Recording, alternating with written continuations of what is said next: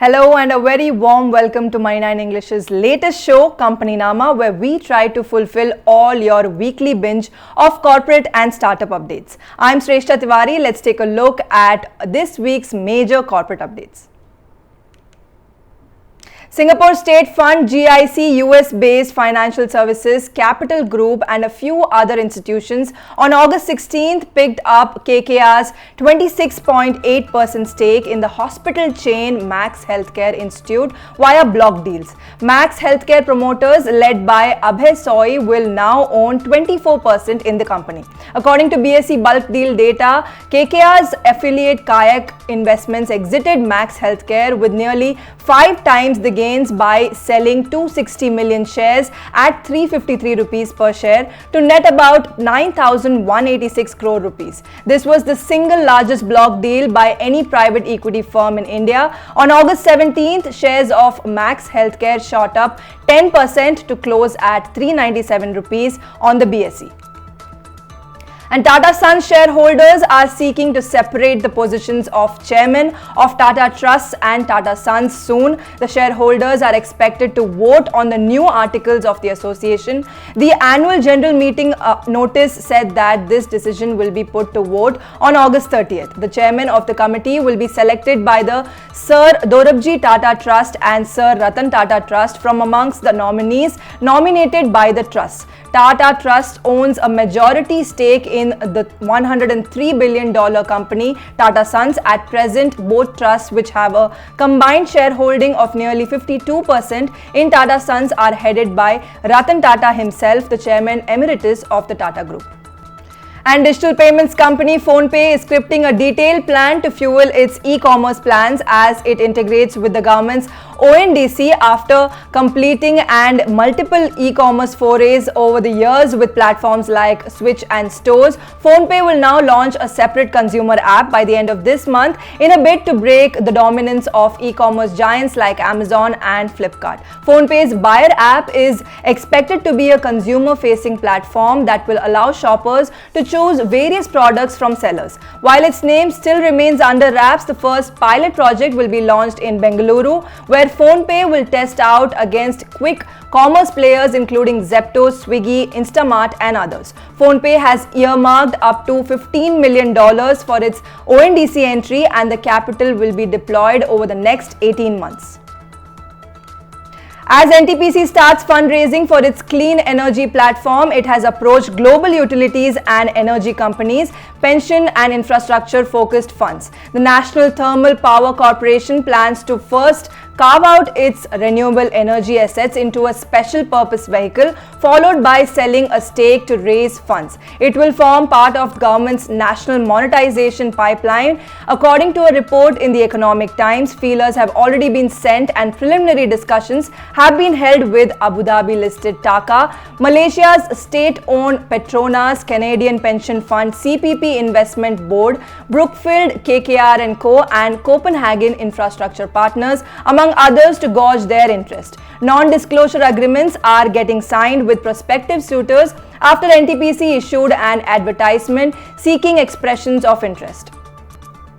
Adani Group's plans in the base metal space may be bigger than just setting up a mega alumina refinery. The ongoing talks between Adanis and the Odisha government are giving out a pulse that the group is exploring an entry into the production of aluminium. Adanis on August 17th announced that the high-level clearance authority of the Odisha government, headed by Chief Minister Naveen Patnaik, had earlier approved its proposal for 2 projects, which included a 4 million tons per annum integrated alumina refinery.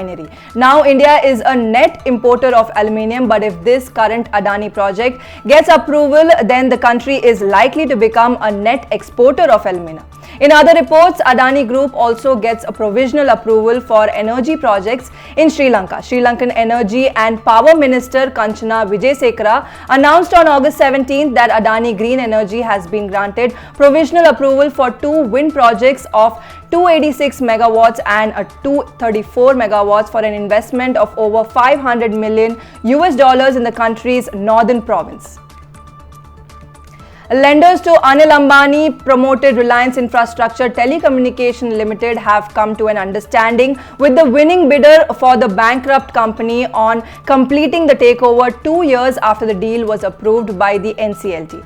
The winner is Reliance Projects and Property Management Services, which is an arm of the Mukesh Ambani-owned Reliance Industries, the country's biggest company. Banks led by the State Bank of India have agreed to issue a no objection certificate to RIL, following which the Mukesh Ambani promoted company will transfer the agreed amount to an escrow account. India's domestic automakers are in a raging race to gain a bigger share of the rapidly growing EV market, while Tata Motors had the first mover advantage with the success of its Nexon EV. Now the race to reach the top is heating up with Mahindra's entry in the EV segment. The two biggies who are already competing in the SUV space will now take on each other in the EV category. And if you thought that was all, then the EV battle will also see a new entrant, which is the Ola Electric, announcing its plans of rolling out an electric car by 2024. Offering a range of 500 kilometers, Mahindra has also announced that it will launch 5 new electric SUVs for both domestic and international markets. The first 4 SUVs are expected to arrive between 2024 and 2026. The 5 electric SUV models would be introduced under 2 brands, XUV and the all-new electric-only BE, also known as Born Electric brand. Mahindra has also started talks with Volkswagen to source parts for its EVs. And now from all the big corporate headlines, switching focus to our special segment On the Radar that brings to you all the latest controversies and disputes right from the corporate world. These news updates directly impact the prices of the shares, which affects your profit or loss. Let's take a look at the companies on the radar this week.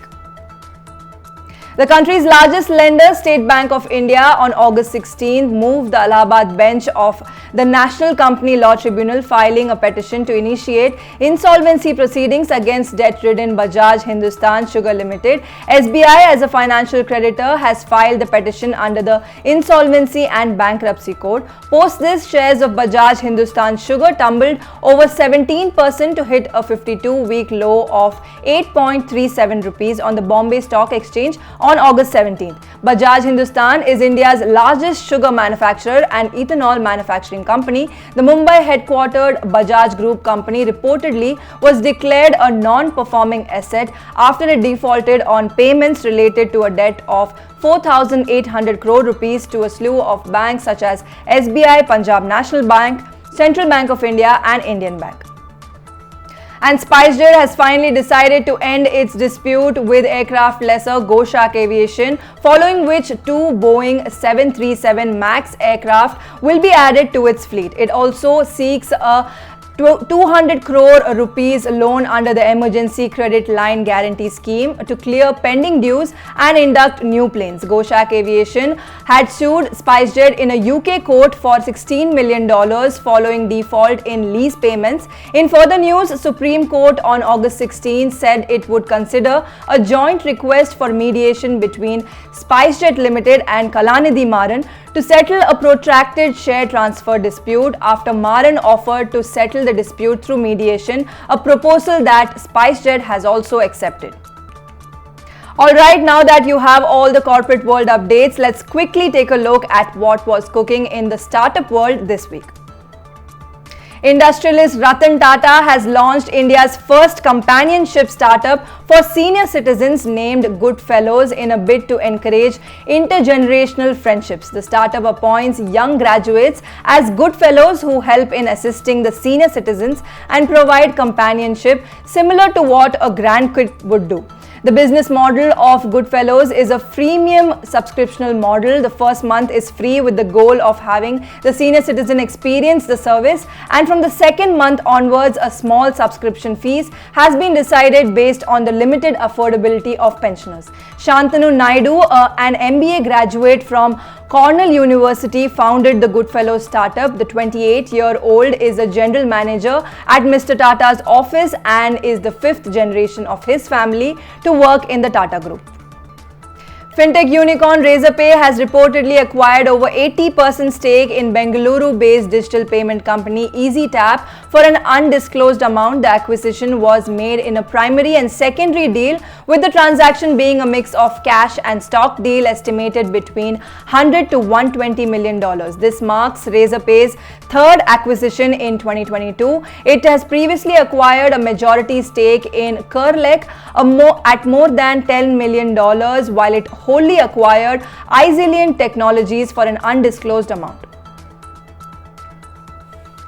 Alright, that's all on this week's Companynama. See you again next week with more new updates from both the corporate and startup world. And don't forget, Money9 app is now on your Google Play Store and App Store, so go ahead and download it. Until then, stay tuned to Money9.